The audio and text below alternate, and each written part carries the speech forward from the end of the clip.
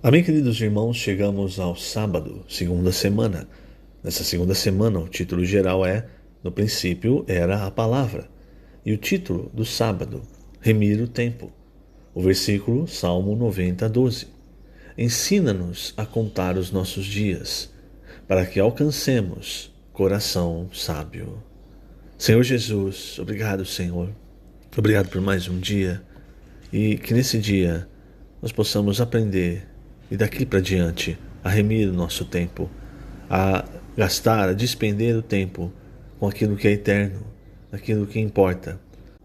Ajuda-nos, Senhor, a perceber quanto nós ainda temos despendido no nosso tempo em coisas vãs e nos dá um coração sábio, um coração que ouve a Tua palavra, um coração que busca o Senhor, um coração humilde, um coração contrito, um coração que o Senhor se agrada.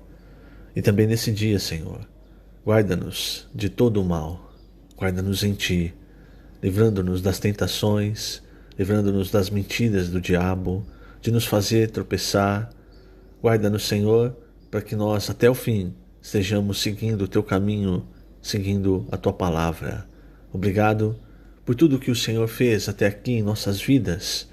Nós não queremos, Senhor, simplesmente olhar para trás, mas nós queremos prosseguir. Por isso, dia após dia, que o Senhor, através da Tua palavra, do Teu Espírito, nos guie sempre no Seu caminho, caminho que nos direciona ao reino, que nos leva ao Teu reino.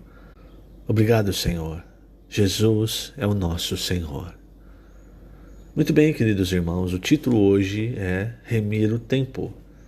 No Evangelho de João, primeiro versículo, ele nos mostra, no princípio era o verbo, que é a palavra, o verbo estava com Deus e o verbo era o próprio Deus, a palavra é o próprio Deus, e a palavra diz respeito ao Senhor Jesus.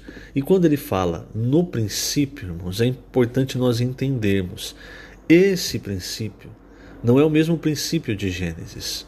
Ali em Gênesis 1, versículo 1, fala que no princípio criou Deus os céus e a terra. Aquele é o princípio da criação.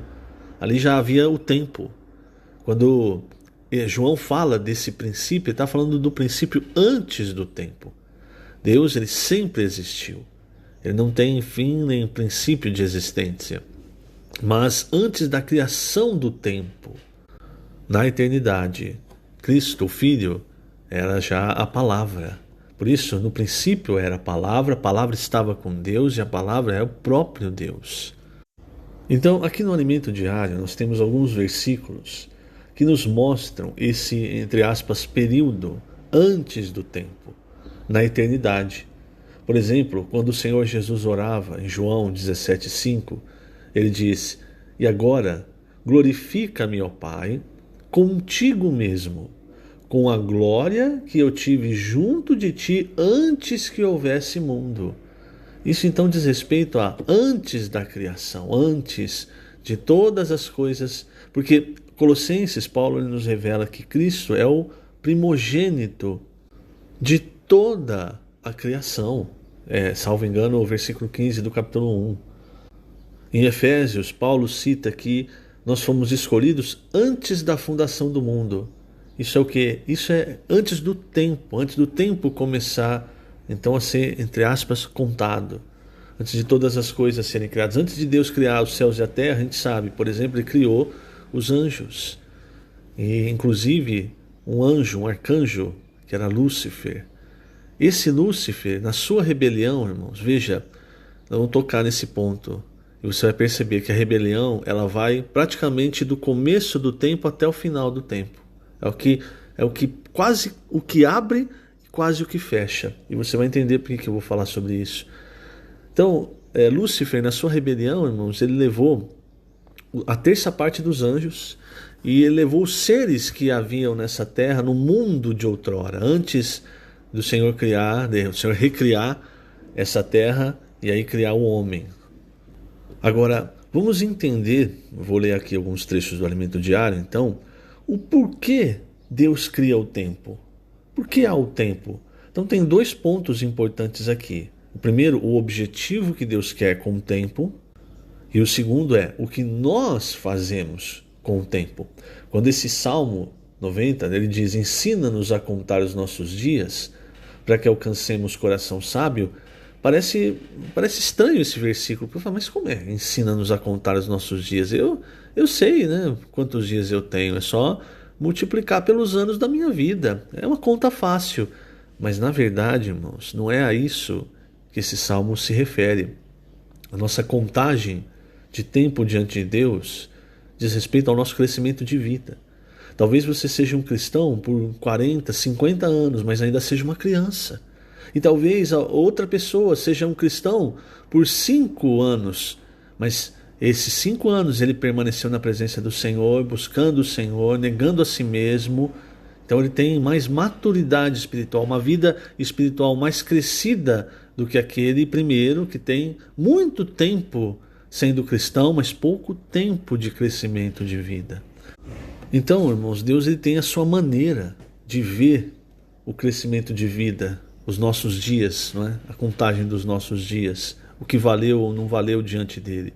Um exemplo que é muito interessante na palavra acontece logo no começo de Gênesis. Se você pega o começo de Gênesis, capítulo 4, logo depois da segunda queda, ali é traçada 2 genealogias. Uma é a descendência de Caim e a outra é a descendência, aí já entrando no capítulo 5, a descendência de Adão. É estranho, por quê? Porque na verdade, se você for fazer a descendência de Caim não estaria separada da descendência de Adão. Então seria uma descendência só, a descendência de Adão contando com Caim, não é? Mas aí é o ponto, irmãos. Porque Caim se apartou ali no final do capítulo 3, fala que Caim, capítulo 4, ele saiu da presença de Deus e ele optou por viver uma vida por si mesmo. Esse é sempre o resultado da obra de Caim, de se fazer o esforço, de querer servir de acordo com o que você acha, com o que você sabe. É sempre perigoso. Então Caim, irmãos, ele se aparta da descendência de Adão porque ele se apartou do caminho de Deus. Se você presta bastante atenção, você começa a ver desde Gênesis até Apocalipse 2 linhas. A linha da árvore da vida e a linha do conhecimento do bem e do mal. A linha do conhecimento do bem e do mal, irmãos, para um cristão ela termina nas trevas e ranger de dentes. Para um incrédulo termina no lago do fogo. Já a linha da árvore da vida, irmãos, nos conduz para o reino e depois para a Nova Jerusalém. Então, por exemplo, quando você vê a descendência de Caim, no final do capítulo 4, você vai perceber que ali não fala das obras deles, mas não fala do quanto eles viveram. É como se tudo o que eles tivessem feito não tivesse contado na presença de Deus. Mas quando você vai para o capítulo 5, para a descendência de Adão, aí você percebe todos os que foram mencionados, menciona-se o período em que eles viveram. Então, por exemplo, diz Adão, ele viveu 800 anos, teve filhas e filhas. Todos os dias da vida de Adão foram 930 anos e morreu. Aí fala de Enos, fala da experiência de Enos, depois fala do filho de Enos, e todos nessa mesma linha. Ele viveu tanto e teve filho. Aí depois ele viveu tanto e aí morreu. Quer dizer, o tempo de vida é contado. Então hoje, irmãos, se você prestar atenção, o que importa para Deus? A obra que nós fazemos fora da linha da vida não é contada por Deus. A obra que nós fazemos, de acordo com a palavra de Deus, sendo direcionados pelo Espírito, isso, irmãos, faz-nos crescer em vida, isso é contado. É como Abel. Abel, irmãos, ele escolheu ser pastor de ovelhas porque ele ouviu que de Adão, de Eva, a história, tudo, e ele percebeu a necessidade do homem a partir de agora era a necessidade de redenção de sangue. Ele precisava que alguém morresse no seu lugar, no caso um animal. Deus havia aberto uma exceção até a vinda de Cristo, para que ele, o próprio homem, não morresse. E para que ele continuasse, veja, não é só não morrer, mas para que ele continuasse em comunhão com Deus, no caminho de Deus. Então Abel se importou a tal ponto de transformar a sua vida no seu serviço. Já Caim não. Eu abri esse parênteses, irmãos, perdão, até eu me demorei nele, para mostrar exatamente essa questão da importância de nós termos uma vida diante do Senhor, se importando com os princípios, se importando com aquilo que agrada o coração de Deus, e não simplesmente uma vida como Caim, longe da presença de Deus. Então, como diz o título do Alimento Diário do Sábado, é importante, irmãos, hoje nós remirmos o tempo, nós salvarmos o nosso tempo, porque os dias são maus. Então, é como se os dias começassem já negativos, e aí você é responsável por salvar aquele dia, por ter momentos naquele dia na presença do Senhor, e esses momentos é o que contam, esses momentos é o que salvam o nosso dia. E, muito bem, agora voltamos para a linha central aqui do sábado. Por que então Deus cria o tempo? Eu vou ler na página 36, a partir do último parágrafo, diz assim: mas se o tempo teve início no primeiro capítulo de Gênesis, quando findará a sua contagem? Efésios mostra-nos que a vontade de Deus é fazer Cristo encabeçar todas as coisas. Efésios 1,10 diz, fazer convergir, que a palavra convergir, a melhor tradução seria encabeçar. Convergir nele, na dispensação da plenitude dos tempos, todas as coisas, tanto as do céu como as da terra. E isso precisa concretizar-se até o final dos tempos. Portanto, quando Cristo encabeçar todas as coisas, a contagem do tempo encerra-se. Isso significa que Deus criou o tempo para fazer a sua vontade. Sendo assim, não podemos desperdiçá-lo com coisas vãs. Cada minuto é precioso para cumprirmos o desejo do Pai. Usemos nosso tempo com sabedoria. Em vez de gastá-lo preocupando-nos com os cuidados desta vida, aproveitemos toda oportunidade para ser encabeçados por Cristo, obedecendo a sua palavra. Após o fim desta era, terá início a era do reino, que durará 1000 anos. Na era do reino ainda haverá contagem do tempo. Cristo ainda não terá encabeçado todas as coisas. Satanás será trancado em um abismo, mas no final do milênio será solto e tentará provocar mais uma rebelião sem êxito. No final será lançado no lago de fogo, juntamente com o Hades e a morte. Toda rebeldia e desobediência serão lançados para dentro do lago de fogo. Então, por que eu citei essa questão da rebelião? Porque, se você perceber, irmãos, Satanás começa com isso. Então ele começou com a rebelião por não ter aceitado a direção da palavra de Deus. Quem é o ponto de conexão do Criador com a criatura? Quem é o centro de todas as coisas? É Cristo, mas Satanás queria que fosse ele. E por não ser ele, então ele inicia uma rebelião. Uma rebelião levando primeiramente um terço dos anjos. Veja, irmãos, nós não estamos lidando com qualquer um. Nós estamos lidando com um ser que conseguiu levar um terço dos anjos.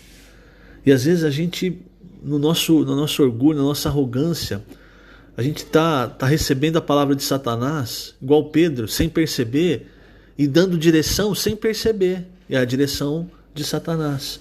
Então veja, começa a rebelião, os anjos caíram, os seres que haviam nessa terra, os seres pré-adâmicos, foram levados na rebelião. Começa então, o Senhor cria a humanidade. Adão e Eva são enganados, mas depois, irmão, se você percebe, a última queda já não é simplesmente um engano. Toda aquela parte da humanidade encabeçada por Nimrod, porque aí é o ponto, irmãos. Quando há rebelião, não há o encabeçamento de Cristo. Então aqui eles foram encabeçados por Nimrod a se rebelar diretamente contra Deus.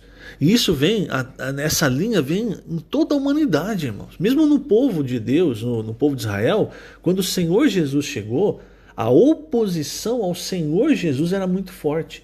Então a oposição que gera a rebelião, ela só troca a figura. Mas a rebelião vai até o fim. E no final, no finalzinho do milênio, então durante o milênio Satanás vai estar preso, mas no final do milênio, irmãos, ele vai ser solto. E o que a palavra diz? Olha só, no milênio, irmãos, no reino milenar, as pessoas vão ver o Senhor Jesus fisicamente. Não é mais uma questão de fé. Então a fé, ela termina quando o Senhor voltar. A partir do momento que o Senhor tomar posse dessa terra, as pessoas vão vê-lo, como elas viam no tempo dos apóstolos. Lógico, com o seu corpo de glória, mas elas vão ver o Senhor, elas vão ver os vencedores, enfim, elas vão ver tudo o que aconteceu nessa terra.